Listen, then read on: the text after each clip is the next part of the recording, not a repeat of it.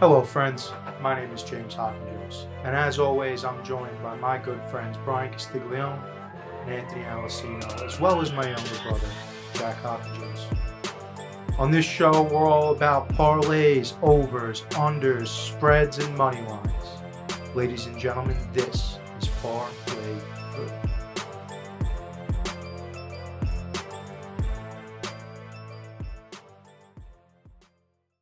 What is up, everybody? Welcome back to the Parlay-Vous podcast. No Brian. Brian's sick today. We got Jack. We got Alessino via the Zoom. Let's get right into it. This past Sunday afternoon, college football Sunday playoff selection show. Highly debated topic so far early in the week. As we all know by now, the seedings and selections were as follows. Number 1, Michigan. Number 2, Washington. Number 3, Texas. Number 4, Alabama. Of course, leaving the undefeated conference championship, Power 5 conference champion, Florida State team on the outside looking in. Highly debated topic. A lot of people. Now, I feel both ends of the spectrum here, because I do feel like they did everything that they was in their own power. They did everything you asked them to do. They didn't lose a single game. They won a conference title, and a pretty good conference title at that, with the ACC, and they don't get in. And I understand that what are we playing the games for? If we were just going to do this, we could have just done it 3 months ago and not had a regular season. And I do get that, and to me, I feel like there's some merit to that for sure, but at the same time, they said it on the broadcast on Saturday night, right? That game was on Saturday? Yeah. Yeah. They said it on the broadcast on Saturday night. Does this look like a college football playoff offense to you? No. And maybe Rodemaker's back, but that's still the backup, and it still didn't look super explosive against Florida the week before. And I'm sorry, it shouldn't matter that Jordan Travis broke. Well, guess what? What's the most important position in all of team sports? The quarterback. And when you have Jordan Travis, who's arguably a top 5, top 7 quarterback in the country, no longer on the team, the entire product is going to suffer. And I understand this is sport, this is competition, but first and foremost, this is a business and this is entertainment. And we cannot have a team that's going to go out there and get bullied and smacked around and not even compete in one of the 3 biggest games of the college football season. Now, unfortunately, it's politicking. SEC's never missed it. The SEC is this dominant conference. The SEC is college football. The SEC 7-9 against non-conference outside of their conference this year. Right. So there's going to be football people that make this argument, and then there's going to be business people who are just going to tell you this is the way it is. This is about business. Unfortunately, this is the decision that the committee went with. Now, if I'm Florida State, you can hang your heads and you can be upset. Or you can just go beat up Georgia, the consensus top team in the country, until Alabama beat them on Saturday. You go beat Georgia. You never have to play a playoff game. And you can call yourself the national champions. And no one would really take that away from you if you come into this bowl game and beat Georgia. As far as a lot of people are concerned, they'll probably look at you as the best team in the country. So I almost feel like not being on such a big stage and getting the next highest, most prestigious bowl game outside of the 2 that have been selected for the playoffs is almost like a mercy killing of the Florida State Seminoles. Because it's a whole lot better than going in and playing Michigan and getting wiped 35-0. I mean, I don't know. I just feel like either way, Florida State's not going to, they're either going to get murdered. Well, now we know they're going to get murdered by Georgia. Right? I don't see it going another way. So my question is, if Saturday night they ran up the score against the Louisville, right? Would it have made a difference to you? I think so. I mean, to me, my personal opinion is Florida State should have gotten in, Bama should have been out, and Texas should have been in because the games are supposed to matter. That's my personal opinion. I told you Sunday morning before the selection that that's how I felt it should have been. But yes, I do think if they would have came out and looked like a well-oiled machine and didn't win an absolute rock fight. That actually the deficit looked bigger than it was towards the end because Louisville started to press a little bit. We're talking about a football game that was 3-3 midway through the third quarter. Right. I do believe if the offense came out and looked more dominant and put on a little bit of a show, then yeah, maybe we're having a different conversation today. It doesn't matter because, like, I just think it's funny the way it ended, where Liberty was ranked 12th in the nation. So if this was the next year and Liberty you're telling me you're going to put Liberty in. I mean, can I look up the final rankings? I'm going to look up the final rankings. Liberty, if they were the 12-team playoff this year, Liberty would have gotten the 12 seed and they would have played Oregon in the first round. Yeah, who was their team? I'm not positive who finished 13. It's the AP, right? Yeah. Oh, no, it's not. Because AP has Bama 5th. College football playoff rankings? They might have their own rankings. Huh. Okay.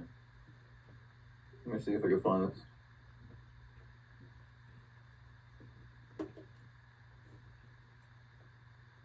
I mean, unfortunately, as I'm saying, it's like a weird, unfinished system. Like, it's just weird. You know? There's great arguments to be had on both ends of the spectrum, and there's plenty of people that are going to speak to you up and down about how you go to any level of play, go to the high school football, there are very clear ways you make the playoffs, and then it's a single elimination tournament from there. Division III, very clear path to the playoffs, get in the tournament, you make it there.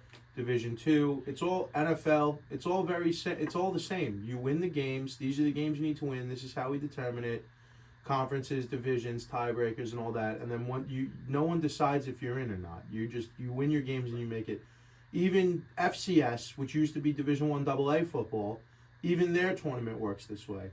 But for some reason, Division I, FBS, college football, we got 13 guys in a room. Some of them probably never put on a helmet or shoulder pads, but they're good at watching football, and they're good at making money, and they're good at making the right fiscal decision, and they know what they seem to like to watch, so that means that everyone must like to watch it. So we know these 13 guys know what's good for college football, and these 13 guys made this decision. And this is the 8th college football playoff, I think, now that we've been doing this for. I think it's 7. They haven't got one right. Not one time has every year a team gets left out, and every year a team that gets put in gets fucking mollywopped in the semifinal round. Every year. A lot of mollywopping going on. And I think this is their counterpoint to try to correct it, which is a weird flex on the last year. We're on our way out. We're on our way to the 12-team format next season, which I don't necessarily love either, because if there's a 12-team format, right? If it's 12 teams that are making the playoffs, does the Pac-12 championship mean anything to you? Are you as inclined to watch that football game on Friday night? No, it means less. Because both teams are getting in no matter what. We're just playing for seeding at this point, right? The SEC championship game wouldn't have meant anything. They would have both been in. Right, yeah. Now, maybe the Big Ten... The Big Ten championship would have meant something, because had Iowa pulled off a stunner over Michigan, they both would have got in. They both would have gotten in. The Big 12 championship game, probably the same deal with Texas State, with Texas and I'm blanking on who they played. Whatever, doesn't matter. But this is my point, and it's the same argument that people would make on the NBA play-in games, because now that the play-in games exist, like these late games down the stretch of the regular season don't mean as much, because with the play-in games you can be all the way down to 10 and still have a shot, whereas before the play-in tournament, if you were a 9 seed and you're close, you're a game and a half behind, the schedule can shake out where there's playoff games in the regular season, essentially, right? Right. And that's kind of how these conference title games would have worked out this year, and we're kind of going to lose that next year. I mean, it's a long-winded debate for ultimately a short drink of water, right? Because we are on the collision course for the Big 12 and the SEC, and every team is somewhere in there. Because the Big 12 just got huge, the SEC just got bigger, the Big 10 just got bigger.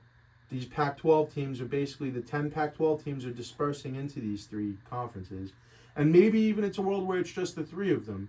But we're going down to 4 next year, and it's only a matter of time until the ACC starts to lose guys. Because why? Why did the Pac-12 break up?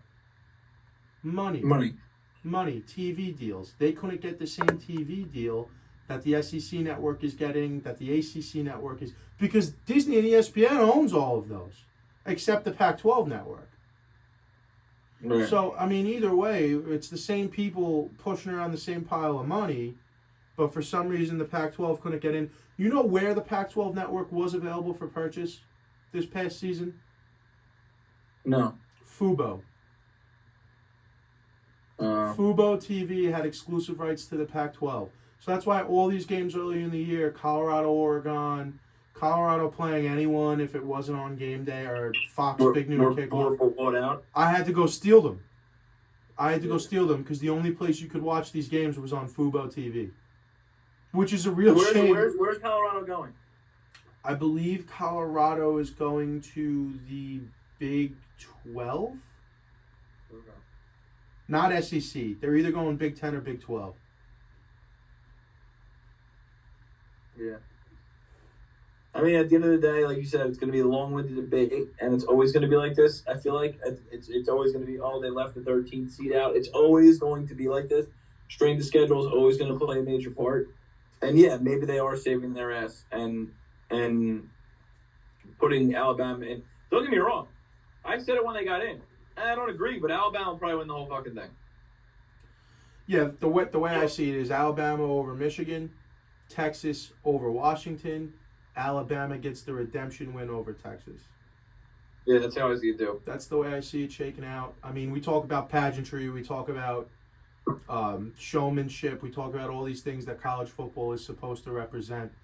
No better way to end this 8-year college football playoff run than having a highly debated SEC team that's dominated for the last decade plus, 15 years plus, that gets in as a one-loss team with a team that got in also, that beat them handedly on their own field, and people are saying Alabama shouldn't even be in because they have the one loss and FSU should be in there, and Alabama can't get in over Texas because Texas beat them by 2+ touchdowns in Tuscaloosa.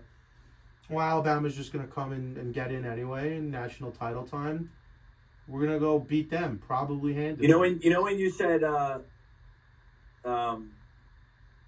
it's effectively like they're effectively playoff games before the playoffs? Yeah. You can make a case that the entire fucking college season is like that because we just saw it. They just won every single game they've played, and it wasn't enough.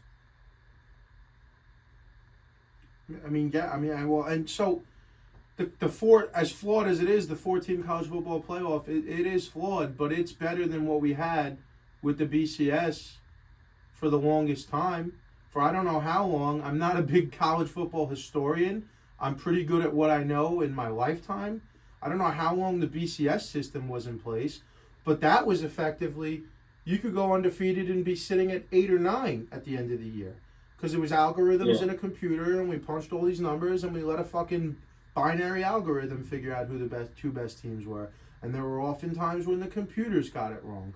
There were times the computers got it right. 2005 Rose Bowl, Texas versus USC. Hell of a game. I'll always remember where I was watching Vince Young walk into the fucking end zone. Hell of a game. Two guys we expected to be fantastic NFL players. Didn't work out that way. So when I think of Reggie Bush and I think of Vince Young, I don't think of the Saints or the Dolphins or the Tennessee Titans. I think of Texas USC 2005 Rose Bowl. So we did get plenty of matchups where the computers got it right. But in years, especially in, where there's less parity in the game, you could have, at the time, 3, 4, 5, 11-0 teams. And now we got to talk about, all right, well, you're 11-0, but 9 of your wins came against fucking the Sun Belt Conference, so you're out.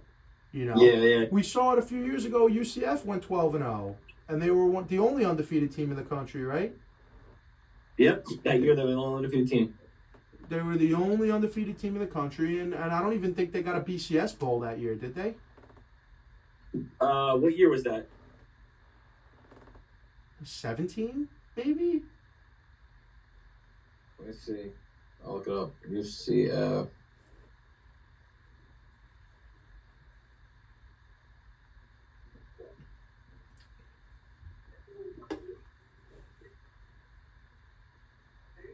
Auburn, they played in the Peach Bowl.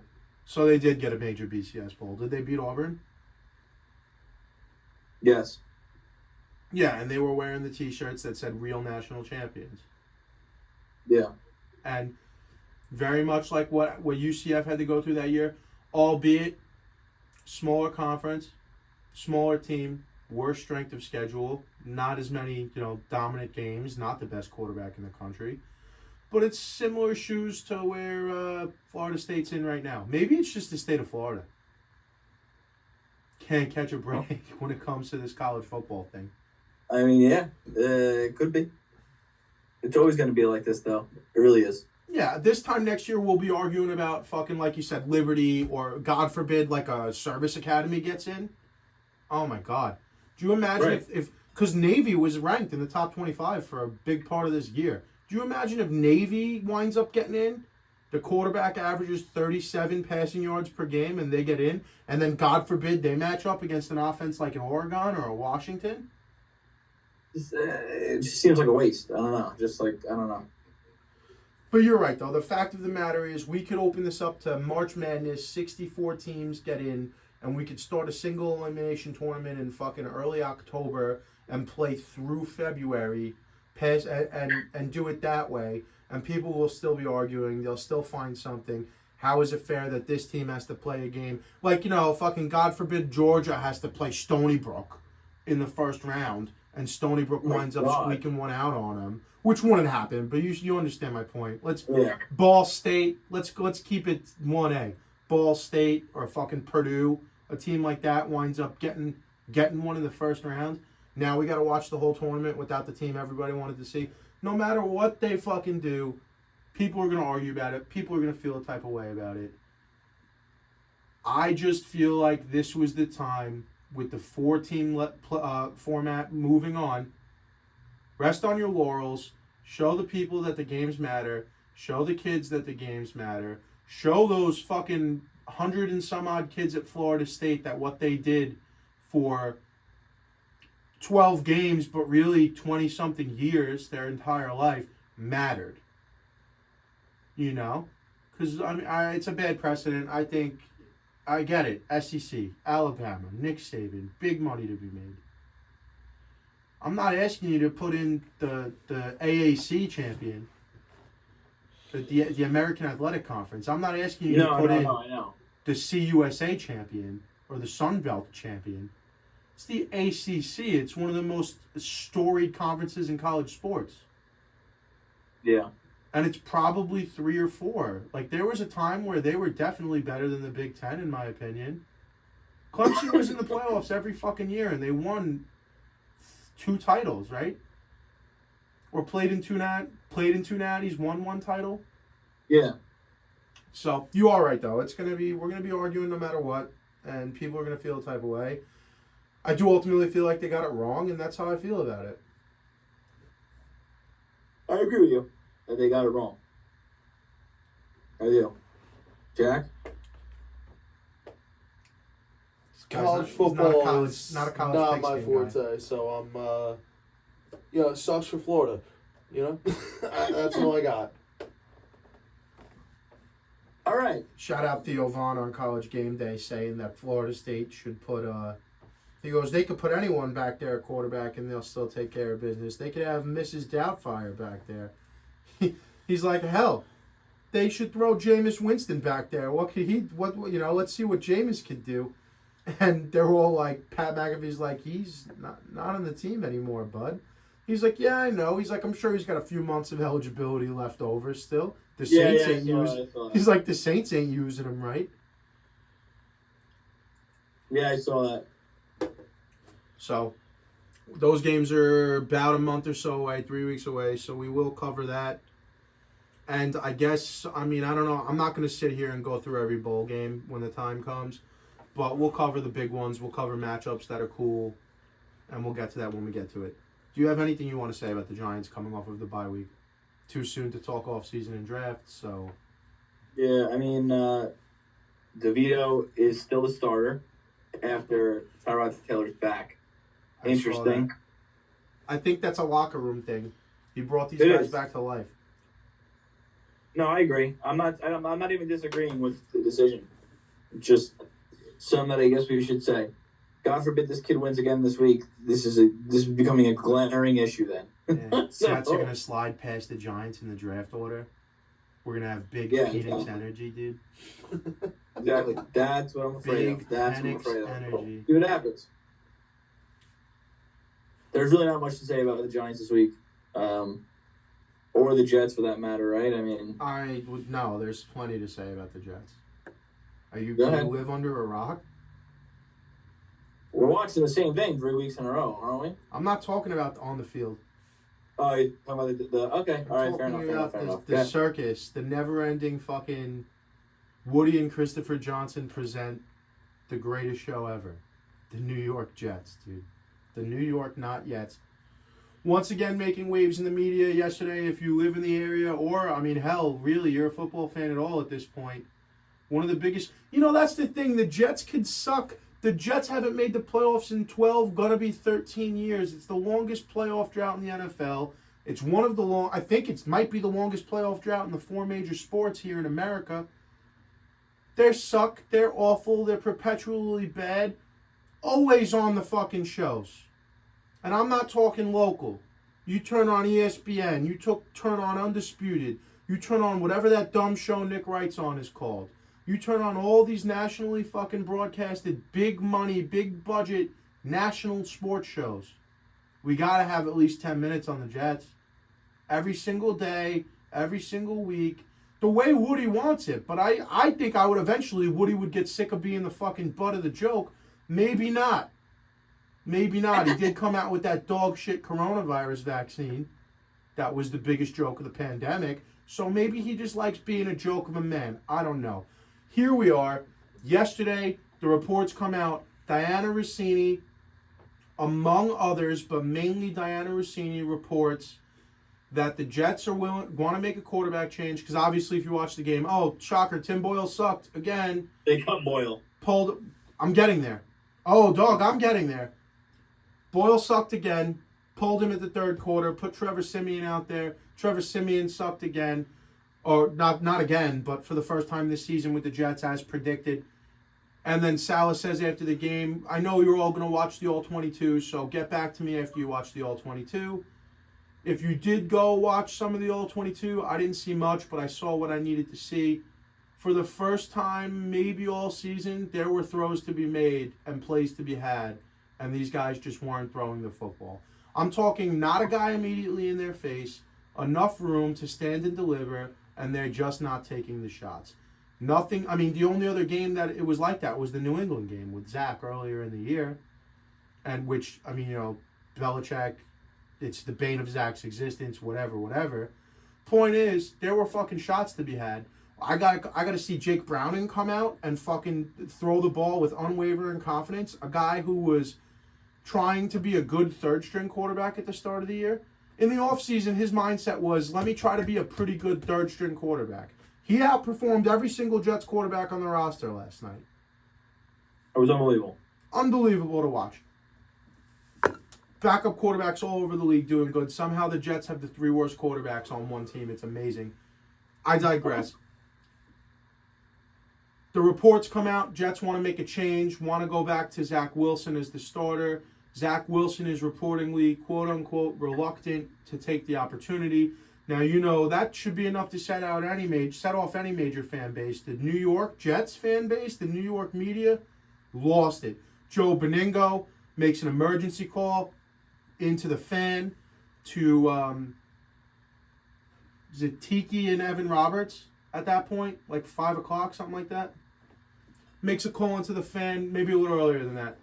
screaming. First of all, every third word out of Joe Beningo's mouth is bro. Like, bro, you're 50-something years old. Enough with the bro on the fucking radio. 1.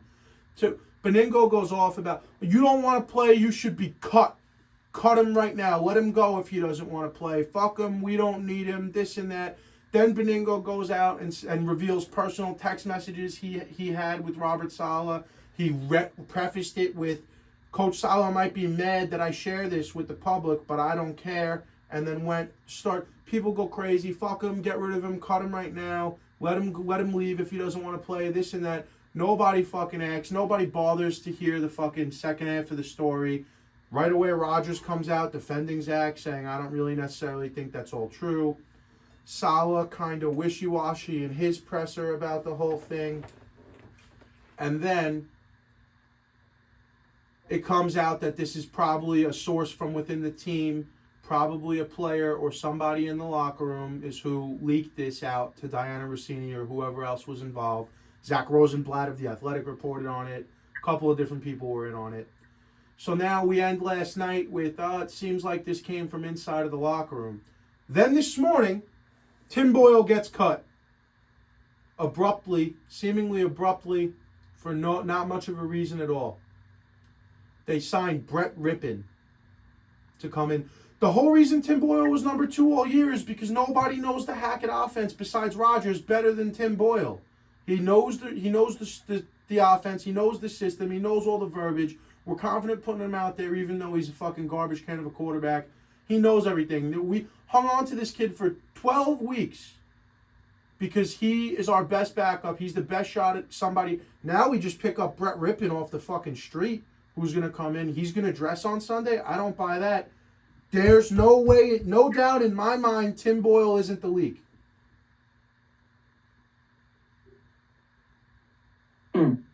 How is Tim Boyle not the leak? This shit happens. Saleh and Joe Douglas, for all their faults and for all their positives, they've always been, we keep it in-house. Reporters ask them about stuff, they say, we keep that in-house. Issues arise, they ask for comments on Dalvin Cook. I'm going to talk to Dalvin privately, we'll keep it in-house. That's all it's been for 2.5 years with this regime. Now all of a sudden, devastating character assassination type leaks like this are coming out on the guy that they've spent the last 3 years defending and trying to make him not look like it wasn't an awful mistake to pick him. And within 12 hours, another quarterback is cut, seemingly for no good reason. Not buying it. Not buying that it was a performance issue. So you think that Zach, so you're telling me you think the leak is true, that Zach is reluctant to play? I think the conversations may have happened. I think the idea of, what if I come back and I get hurt? I think those conversations may have been true to a degree. I don't think they ever came to Zach and said, hey, Zach, you want to start? And he said, nah, go fuck yourself. But I do think it's possible in the locker room, because what Saleh said was, no one had that conversation with me, but I can't confirm or deny what these kids talk about in the locker room. That's word for word what Saleh said at the presser yesterday. And maybe, look, I mean, if you're Zach Wilson, do you blame Zach? If it's true, do you blame him? You've scapegoated him for 2 years now. You've benched him 3 times in less than 2 full seasons for lesser talent. Because you're scapegoating him, putting the lesser talent out on the field. And then it gets fucking worse. And now you want to go back to him. When he was always, I've been saying since Rodgers went down, he's the best quarterback they have to win games. The offensive line's a fucking nightmare. The receivers don't get open. The defense is giving up. They make blunders on special teams. The play calling is boring and uncreative. There's, like I said, if you made a list of all the reasons for the Jets' offensive struggles, Zach is 6th or 7th on the list. And then you pull him. Everyone's expecting Tim Boyle to come in and be like, look, it's just Zach sucks. Oh, no, it was worse. Oh, no, it was worse. I wouldn't blame Zach if he was... Because if you're in Zach's head and you're thinking, I'm not playing, there's no way they're bringing me back next year. We were just talking about it with college. It's a business first, football second. If you already are convinced that they're going to let you go at the end of the year, you have a small window. Now, a lot of people might think Zach's done. I think there's at least one more team that kicks the tires on him. Not if he goes out there on Sunday and breaks his fucking ankle. Yeah. Not if he breaks his collarbone. Not if he tears his rotator cuff. So I can't necessarily. A lot of these diehard Jet fans, like, if you don't, he's making $10 million this year. If you don't want to do what you're paid to do, then go fuck yourself. Well, this is the other one that I love too, right? Can I just tell my boss that I'm reluctant to come into work tomorrow? Well, I don't know. Did your boss fucking try to fire you 3 times over the course of the last 18 months? Have you spent the last 3 years hearing about how it's all your fault that the company isn't doing well, even though you can clearly see all the problems everywhere else? People are weird when it comes to sports, and then they try to relate it to their personal lives and act like it's the same playing field, and it's just not. Yeah. It's an interesting point. It's an interesting point. I don't know. I mean, At this point, I hope not only does Zach start, I hope he wins everybody out of their new top 5 quarterback savior that they're expecting to get. I would love nothing more than to see Zach Wilson come back in, win 2 meaningless fucking games, and put the Jets out of the ability to draft a quarterback. Because the fans are really being ridiculous. The fans, the media, everybody is treating this kid ridiculously unfair. Other than the press conference against New England the first one when he said, nah, it's not my fault. Other than that one press conference, he's done everything right. He answers all the questions correctly. He never gets frustrated. He's shown, at least from what we can see, fantastic maturity for a young kid trying to play quarterback for the New York Jets. Answers everything right, does all the right things, says all the right things. All he tried to do was come out and get better this year. And fuck you if you disagree. I'm sorry. He did. He was better this year, objectively better this year than he has been in his career. Was it enough? I don't know. Probably not. But I don't think it's, We spoke about this already. A healthy Rodgers isn't fucking 10-4. They're 2 wins better. That's what I'm saying. They're 6-6 with Rodgers, if that. It's weird. You got anything to say, Chief? I don't know. It's just it's kind of wild.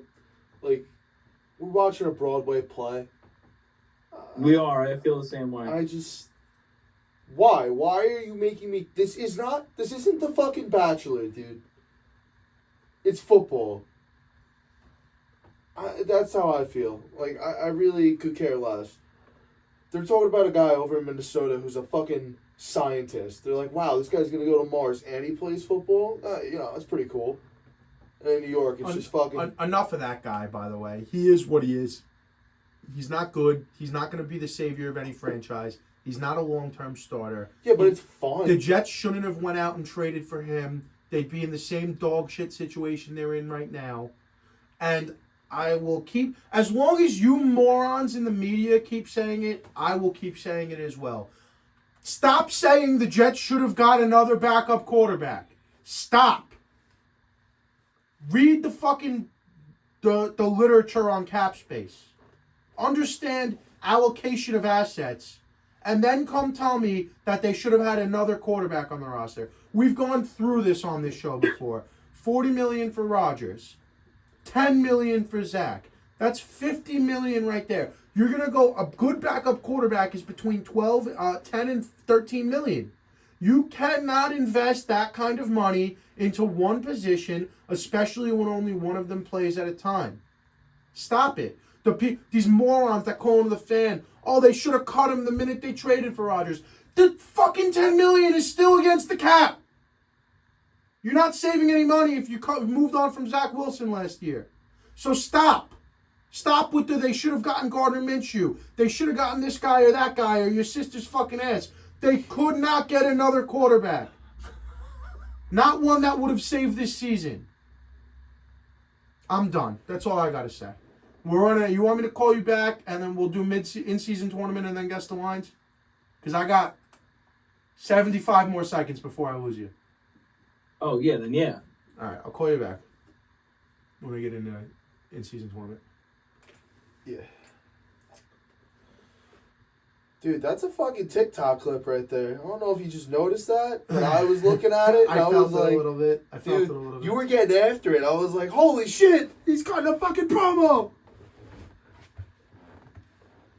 I was sitting there, I was like, he's going a We're lot. still on, so keep going. I'm not cutting this. All right. Well, you know, we're going to move to the NBA in-season tournament. We have the first round of elimination games tonight. Our New York Yep. Knicks are playing in about 10 minutes. Yep, and it's pretty electric. So, before we get to the games, I'll talk about my bets here, and then we'll talk about it as we go. So, my first bet, I'm tailing Jimmy. We got right now, we got the Lakers Knicks money line cash.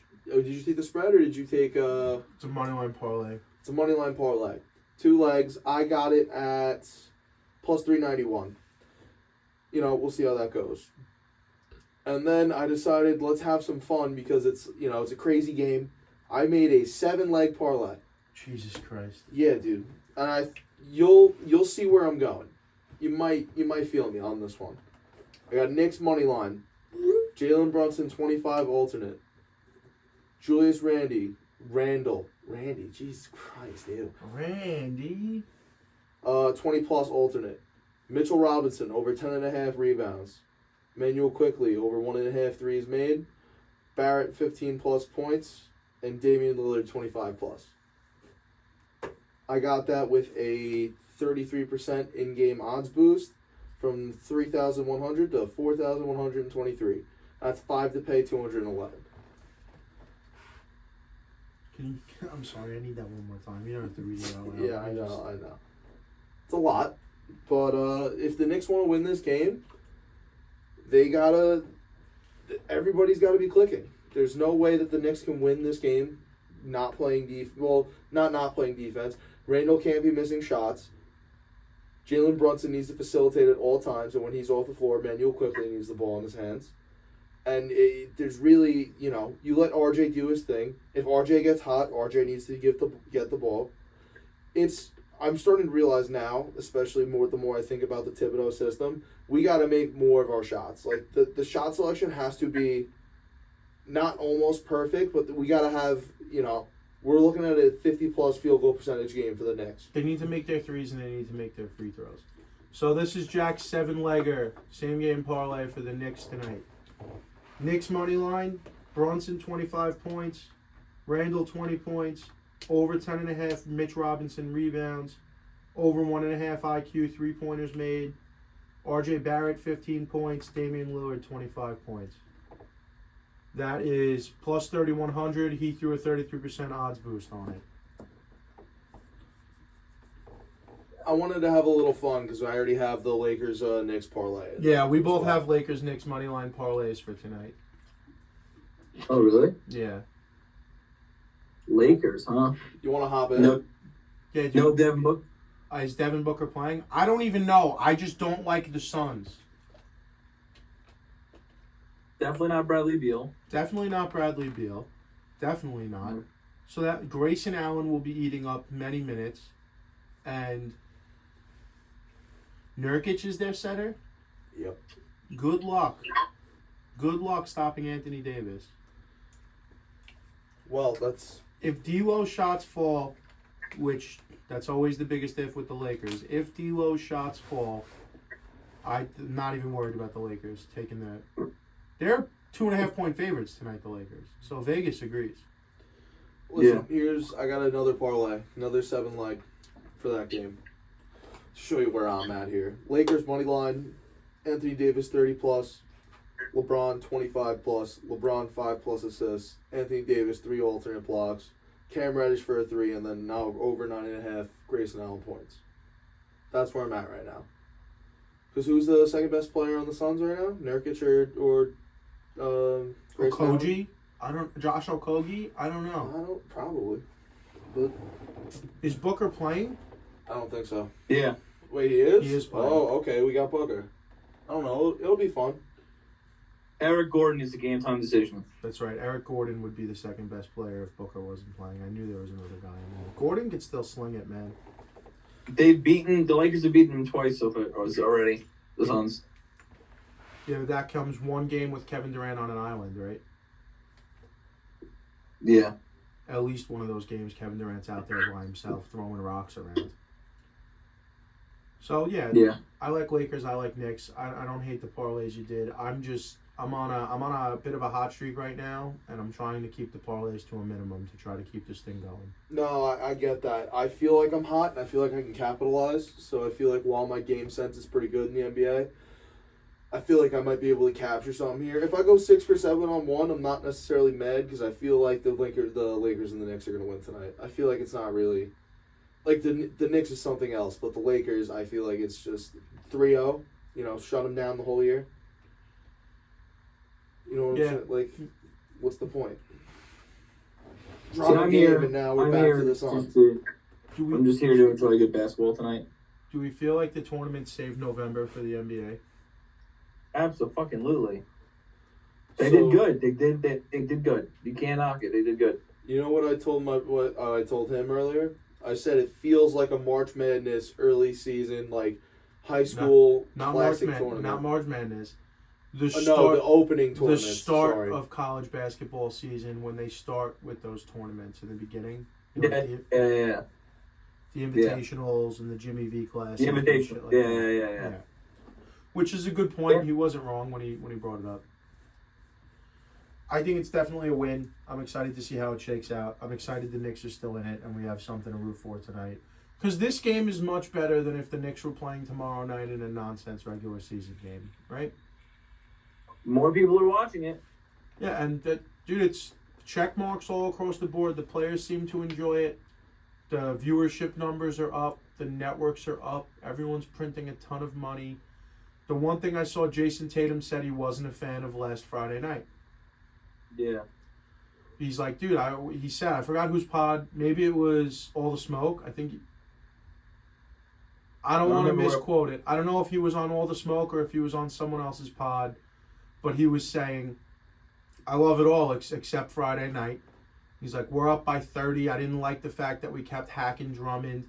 He's like, going into the fourth quarter, we're up by 30. And I'm like, I shouldn't even be on the floor anymore. Like, let the younger guys get in there like they should be, The younger guys, he's 20-5. Younger guys. Well, yeah, I get it, but you know what he means. First of all, 25 ain't that young in the NBA when guys are coming in at 18. It's a 7-year vet. Mm-hmm. I agree. That's part of it, though. For those 2 games, you got to run up the score. Sorry, that's part of it. It's untraditional. No one's asking you to do it for 42 games. They're asking you to do it for 1. It's fun for 1-2 games max. You know what I'm saying? Yeah. And I feel like there might be a fix in the works for next year. There will be adjustments next year, and I'm wondering if the points for might be one of the things that gets adjusted. You know what they should switch it to, which would be an interesting thing to switch to? Plus points minus. again? Plus minus is a player stat, though. I think you can do team plus minus. Well, that's the score of the game. Differential. Oh, differential. Okay. I wouldn't hate differential, but even still, differential is They did differential, though, this Yeah. year. Yeah, but a total differential. Not necessarily. Hold on. That is what? You know what? Never mind. That's I'm thinking, what they did. No, I'm thinking something else. All right. I'm fine. thinking for a stat that really doesn't matter. Okay, well. I'm excited. Here, a college stat. Strength of wins. Strength of schedule. Oh, okay. That's what I'm thinking of. Well, I mean, then we're talking about, what are we talking about? We're talking about the bracket that we made. Can I get those sheets right there? Yeah. I gotta get my, I sent it to you. Yep. Ladies and gentlemen, let's guess those lines. You know, the right ones on there. You ready, stud? Yep. Time for everyone's favorite part of the podcast. NFL Week 14. Guess those lines. Buys this week are Arizona and Washington. This Thursday night, we have a hell of a barn burner. It's a great quarterback matchup. It's a great uniform matchup. Jeff Bezos is going to love it. Bailey Zappi and the New England Patriots are traveling to Pittsburgh to take on Mitchell Trubisky and the Pittsburgh Steelers. I got Pittsburgh -1. I mean, you know, I'm definitely in a much different realm here. I'm at 6.5 for the Steelers. 1.5 Steelers. I forgot that Kenny Pickett got hurt. That's why I'm. All right, well, this is information you need to know. Do you have the spread? We got Spread 1.5, is 6. -6 in Pittsburgh's favor. Pittsburgh's -6. Yeah. And you had -6? 6.5. Okay. These are the things that make me feel like Jack cheats sometimes. I'm not accusing you. I'm just saying. Well, That's crazy. I don't even have a pen in my hand, dude. I'm literally- That's fucking crazy to me. Dude, Yeah. No. Run it. Let's go. What? Why what? You're firing me up, dude. I'm giving you a pen. You said you didn't have a pen. I gave No, you no, a you're pen, and telling that's me getting you I'm- fired up. It's crazy to me that it's -6, dude. Tampa Bay Buccaneers at Atlanta. I have the Falcons -2.5 at home. 3.5 Atlanta. I went with Tampa -3. And if we could get the spread, that'd be lovely. I get Falcons 2.5. Bing bong, baby. Let's go. The Detroit Lions going to Chirac to take on the Bears. I got Detroit -6.5 on the road. I have Detroit 7.5 on the road. I got Detroit 4.5 on the road. The spread is Detroit -3. It's Alessino. Yup. They were playing like doo-doo butter. Yeah, and Chicago's playing better, I guess. To me, it felt like a bounce back game. Indianapolis Colts at Cincinnati. Jake Browning put up a hell of a performance. Indianapolis did everything they could. They absolutely played the best game possible to get a win. I got Indy -2.5. Also, I'm curious. What do you got? I got Cincy -1.5. Okay, so you got Indy -2. He's got I got Indy -2.5. He has Cincy -1.5. Cincy -1.5. I have the Colts -1.5. Our spread is Colts -1. God, dude.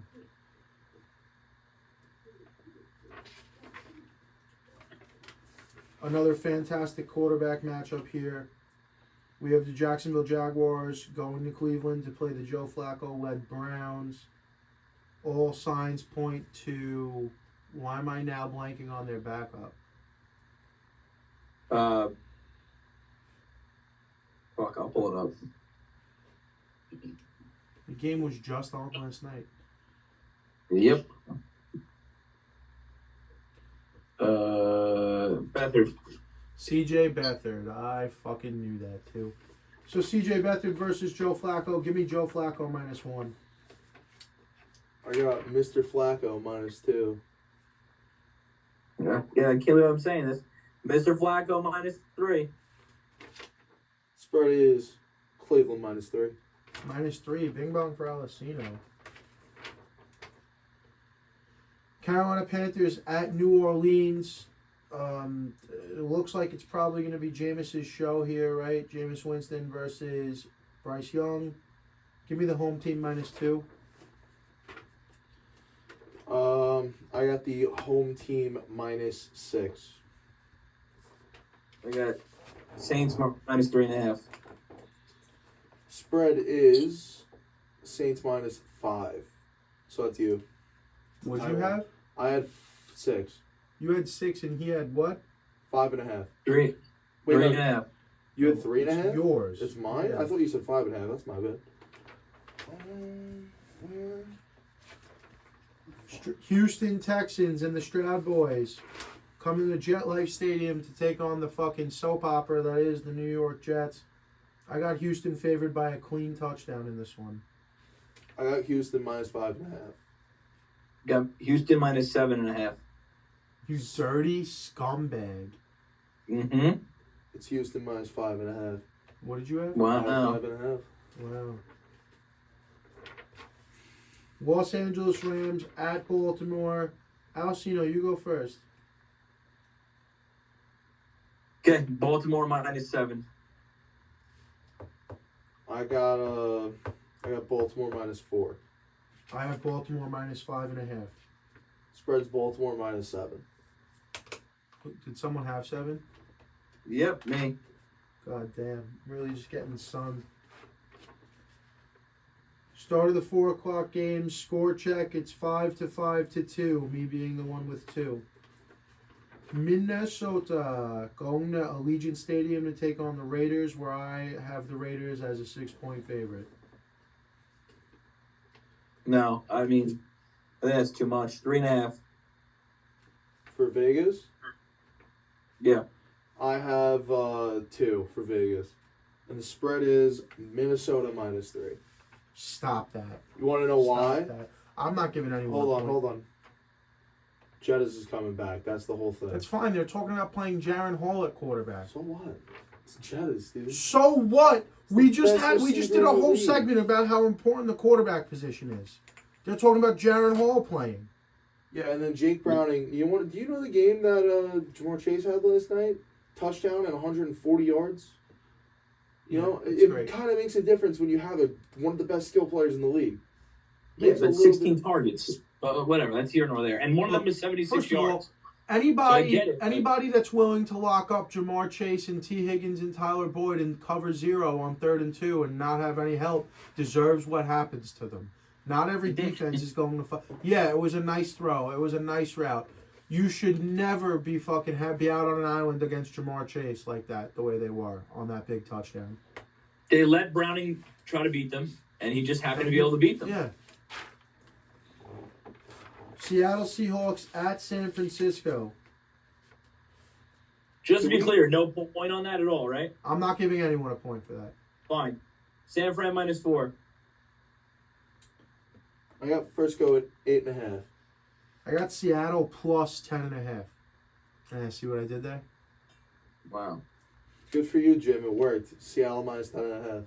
Bing Oh, not bong? minus, plus 10.5. Bing bong, So yeah, huh? bing bong. Very good. So,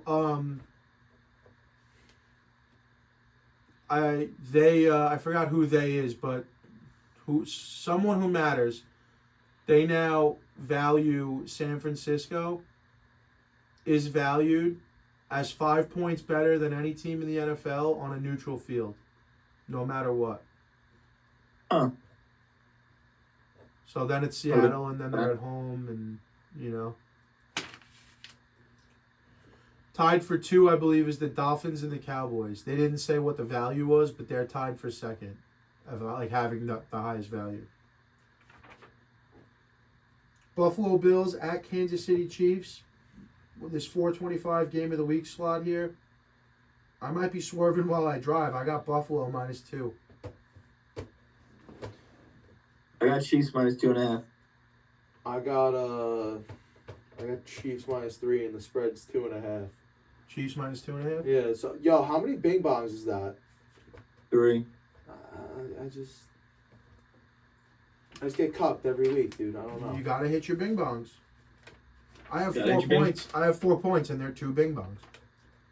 Denver Broncos at Los Angeles taking on the Superchargers. I have the Chargers -2.5 at home here. All right, so I got Denver -2.5 on the road. Make no mistake, I believe Denver should be favorited. I just don't believe they will be favorited. I have Denver -2 and the spread is Chargers 2.5. Bing bong, baby. Dude, just like Pat Jackson, 3rd place. The Hey, your power of bing the bong. bing bong, dude. It's Chargers -2.5. Yeah. So what's the score? 3 games left here. Alessino has 7. I have 6. Jack has 5. Sunday Night Football. One of the biggest games of the week. Something I'm excited to watch. Get a good game I'm actually going to care about. The Philadelphia Eagles going to Jerry World to take on them boys. Playing very good. How could the Cowboys are one of the only teams in the NFL that no matter how good they're doing, we still have negative reports. Today I saw a report that if they don't have a significantly deep playoff run, it's likely that they could fire Mike McCarthy and promote Dan Quinn as the new head coach next year. What? Yeah. Craziness. Anyway, I got Dallas -3. I have Dallas. What do you got? What do you got? Robinson on the ball. What? I'm watching Mitchell Robinson fumble the ball. What do you have, Dallas -3? I have Dallas -3. God, I have Eagles -2. I have Dallas at 2.5. And the spread is 3.5. Fucking by the skin of your teeth, dude. Take the fucking point, dog. 2 games left. We're tied, Sonny. And Jack's biting at our heels. Tennessee Titans. We got the old double Monday Night Football action, the double-barreled shotgun. And, maybe we'll just stay up late and watch a little late-night ball, right? Wrong. Both of these games kick off at 8:15 p.m. Eastern Time. Both of these games are on the East Coast. Tennessee at Miami. I got the Fins -10.5. Is that what they've been like consistently around? 9.5 the last 2 weeks. I saw Tennessee and I thought they were garbage. I went 2 full touchdowns. I went 9.5. Well, they were 9.5 to the Jets. I think opened at 8.5 to Washington and closed at 9.5. So I don't know. It's weird. I thought Tennessee 2 touchdowns, and I've been going very high. It's Miami -13. Damn, Jack's gonna get one. What's the score here?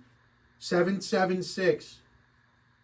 Jack has a chance to bing bong for a win. A walk-off win. He could get one for a tie, or either one of us, just any sort of victory gets us a win. All right.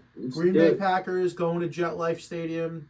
The Giants will be hosting them, led by Tommy DeVito, despite Tyrod Taylor coming off of IR and being available. I got the Pack Attack -6.5.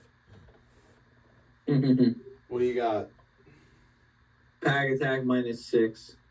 You scumbag, Oh, dude. dude. I hope Lucas bites your teeth. That's crazy. I went -7. Shut the fuck up, dude. Give me a break. Give me a fucking break of that Kit Kat bar. Oh my All god. right, dude. I'm going No. live to it. No, okay, well, just keep your eyes off of other stuff, because if in the event of a tie, we need to play over-unders. Yeah, So, I'm looking teams. Green Bay -7. I did it. Green Bay -7. Let's go! Finally! Good job. Good job. Good work. You know how this goes. Brought to you by House of Havoc Podcasting and Stay Thirsty Company. I'm going to start the clock. It's the winner's circle. You got the clock? There's a minute on the clock. Then your time starts now. All right, well, first time winner. I love it. Feels good. Tried my heart out on that one. I had a lot of trouble guessing the lines. You know, I was like looking at it. I'm like going down with it. I'm a little shot from today, so I'm like. It's not supposed to be a victory lap. I mean, listen, Sashi didn't know how much time do I got left? 30 seconds about? No, you have 40. Let's talk about it. We got the Knicks going tonight. I'm very excited. I want to watch the game, but I feel like I'm gonna fall asleep. How's it going over there though? How was the score? Score check. I think it was 8-8, but they're a commercial now. Okay. All right. Well, tight game. Love to see it. Shout out to Raw the brand, the rolling brand. Shout out them. And Shout out Raw Rolling Papers. rolling paper. Speaking of Raw Rolling And your Papers, time is up. He used one too many before the show, and that might be why we had You know what's such a. fucked up? Let's I hear it. stopped it directly on 1 minute. Wow, dude. Come on. You trying to take a screenshot to see it? Oh, dude. An electric win for you, boy. Nonetheless. I love it.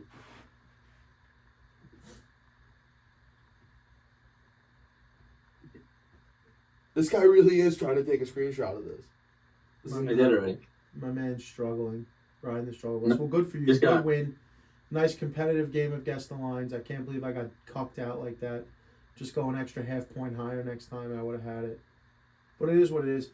We will cover this Thursday night game, but I don't have much to say. But we are going to pick every game.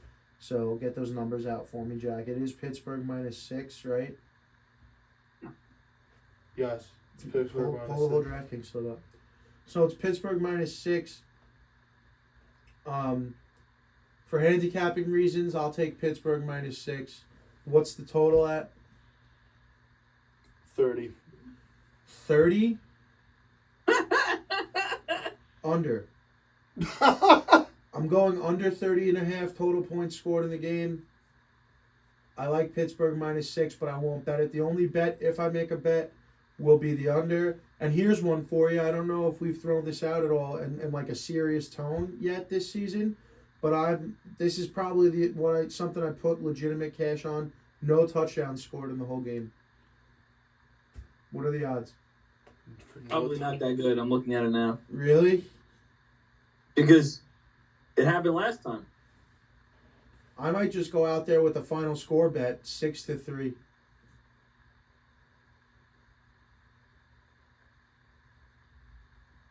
1,400. 1,400's not bad. 14-1, that's not bad. I'll take those odds. All right, but let's just say like Lions and Bears, just for example. Well, teams that score touchdowns, teams that have their starting like quarterbacks. a normal fucking. Well, they don't have it, so maybe they're not all set up yet. I don't see it on DraftKings. I don't see touchdowns on DraftKings yet for all those other games. Yeah, those props might not come out till like Friday morning. But I'm pretty sure that it was significantly more. Let me see if you take team totals. Patriots team points. Take them both under 10. Both teams, team points? Yeah. Under 10? Yeah. If you take them both under 7, that's the real money. But that's crazy talk. Yeah, that's almost suicidal, but I can get behind under 10 or under 10.5. Either, whatever one you want. Yeah, I could get behind under 10 because I think 2 touchdowns and 2 field goals in this game would be a fucking miracle. I know Christmas, Jesus' birthday is right around the corner and everything, but I don't know if we got those kind of So miracles. under 10.5 for both of them are... Talking each, right? Under 10.5 for each team. Yeah. Plus 800. If you parlayed it. Yeah. Yeah, I could get behind that action. Steelers under 10.5 is plus 350. Patriots under 10.5 is minus 105. And it seems like it should be minus 350. But this it doesn't make sense to me. So they're saying that that there's better chance that they score under 10 than over 10, right? Right. And the spread is 6. So they're saying the spread is going to be the game should be 16-10, the final score, Yeah, ish. Right. which puts it way under. Yeah. Maybe that's why they juice the under to minus 115. No, I don't want to say juice, but the opposite of juice. They rake the under. They Minus 115. saddlebagged it a little bit. Maybe that's Also, why, because they realize they can't go down to 26. Yeah, it's probably just an embarrassment to set an NFL over-under at 26.5. Only 13% of bets are on the over. Yeah, that's where I might get scared off, but we'll see how I feel Thursday, Yeah, I'm sure I we'll agree with you. I think revisit that's the bet I'm taking. Both of them to score less than 10.5. No, just the under. Just the under. Be smart about it, win some money, take the under. Yeah, me I too. mean- That's how I feel. Nothing looks good. Passing yards, 161 for Bailey Zappi, 183 for Mishariski. Rushing yards, Elliott over under 60. I'll take the under. This is a good game for punts. Jack, that's you, baby. And receiving, what do they got? Deontay Johnson over under 42.5. George Pickens 41.5. I don't like any of it at all. No, I wouldn't like any offensive prop unless it was interceptions. We're too early to get punts and kicks. Maybe we'll revisit it Thursday. Here's one for you. Neither team to get to 10 points. So you save yourself from the touchdown. You know what I mean? Like you still could get a touchdown. Is 1,400. So no Which is the touchdown scored is same as no 1,400. touchdown scored, though. What? It's the same as no touchdown scored. Yeah, but it gives you the buffer of having a touchdown. Gives you the buffer of having 2 touchdowns. No, because then you can't. Oh, I mean, then you got to tie 6-6. I mean 7-7. I guess, yeah, you're right. Some fuck shit needs to happen then. But it gives you the buffer for 1 touchdown or 2 touchdowns and a missed extra point. Which I never thought I'd say this, but in this game, you know, Crazier things have happened this season. I wish I could bet first team to score wins. You can't bet that? I gotta fucking find it. I'm You sure know, it's like or a winning margin. Fucking 1-6 either way, guaranteed. Or like, the Vikings played last Thursday. Yeah. Did you see somebody had a ticket on Hawkinson first touchdown scorer, Hawkinson last touchdown scorer, and he caught the only touchdown in the game? Yeah. Big cash, dude. It's cashing in a big way. Or Patriots to win with a shutout, plus 2,800. To me, I think we're lighting money on fire at that point. Or Steelers to win with a shutout. Either way.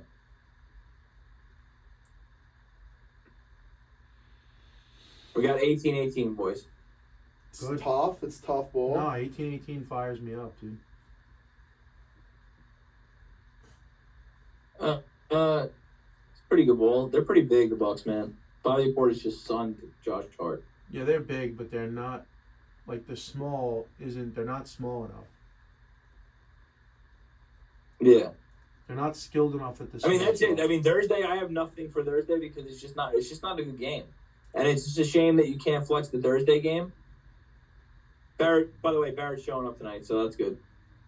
Love that. Yeah, I mean, I'm good on the Thursday game, Jack. Yeah, when we get to Thursday, I'll have some field goals for you. Some field goals, some punting lines, perhaps. All right, Maybe. closing remarks. Let's go Knicks. Yeah, let's go next. Yeah, this is slowly but surely, because of the demise of our fucking Jets and Giants, this is slowly becoming a Knicks podcast.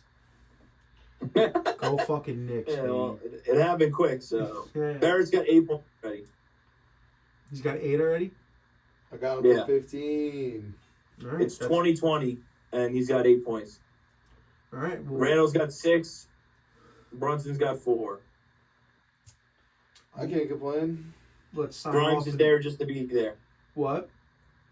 Grimes has 0, 0, 0, 0, 0 all stats. Quentin Grimes sucks. We're brought to you by House of Havoc Podcasting, Stay Thirsty Company, Justin's Chop Shop in West Hampton Beach, Dino Skate Park. Peace out. Stay tuned. Yeah.